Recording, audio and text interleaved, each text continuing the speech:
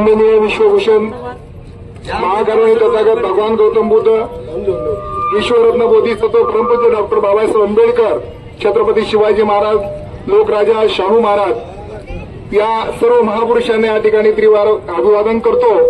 आणि दिनांक 10/12/2024 या दिवशी परभणी येथील भीमनगरमध्ये जी निंदनीय घटना घडली, महामानव डॉक्टर बाबासाहेब आंबेडकर यांच्या पुतळ्यासमोरील जे काही संविधान स्टॅच्यू होता तो एका मनोवादी वृत्तीच्या एका माथेभिरवून ते नेस्तनाबूत केलं, ते पाडलं आणि त्याचा पडसाद संपूर्ण महाराष्ट्राने संपूर्ण देशभर उमटलं।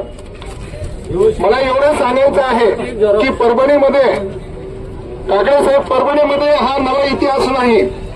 मागचा जर इतिहास पाहिला त्यावेळेला सुद्धा सरकार हे भाजपचं नव्हतं, काँग्रेसचं सरकार होतं। डॉक्टर बाबासाहेब आंबेडकरांच्या जयंतीमध्ये अख्खं ट्रस्ट पेटून दिलं होतं। बरेचसे भीमसैनिक त्या ठिकाणी मृत्युमुखी पडले होते। हा परभणीचा इतिहास नवा नाही, हा परभणीचा इतिहास जुनाच आहे। आणि काय हे प्रकरण घडतं, त्याच्या पाठीमागची शक्ती कोण आहे, त्या जाणीवपूर्वक या ठिकाणी तेढ निर्माण केली जाते। त्या संपूर्ण महाराष्ट्रामध्ये परभणीचा पडसाद उमटायला लागलेला आहे। माझी सरकारला विनंती आहे, माझी देवेंद्र फडणवीस सरकारला विनंती आहे की या प्रकरणाचा मुख्य सूत्रधार कोण आहे त्याची चौकशी करा, त्याचा शोध घ्या, त्या प्रकरणामध्ये एसआयटी निर्माण करा।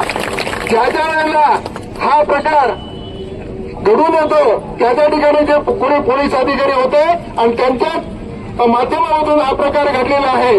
परंतु एका पोलीस अधिकाऱ्यामुळे सर्व पोलीस खात्याचं नाव बदनाम होतं आणि त्याच पोलीस अधिकाऱ्याला सुद्धा देवेंद्र फडणवीस सरकारने निलंबित केलं पाहिजे, त्यांच्यावर कारवाई केली पाहिजे, त्यांच्यावर देशद्रोहाचा गुन्हा केला पाहिजे। मी या ठिकाणचे अजिंठा पोलीस स्टेशनचे कर्तव्यदक्ष यासाठी म्हणतो का ढाकणे साहेबांना की त्यांच्या कार्यकाळामध्ये या ठिकाणी बरेच सामाजिक राजकीय हे प्रकरण त्यांनी हँडल करण्याचा प्रयत्न केलेला आहे। आणि भारतजी काकडे साहेब जे आहेत उपनिरीक्षक त्यांच्या माध्यमातून सुद्धा एक सामाजिक वातावरण सुद्धा चांगल्या प्रकारे निर्माण झालेलं आहे की ज्याच्या वेळेला समाज रस्त्यावर उतरतो त्याच पद्धती लोकशाही मार्गाने तुम्ही सर्वांना न्याय देण्याचं काम करतात।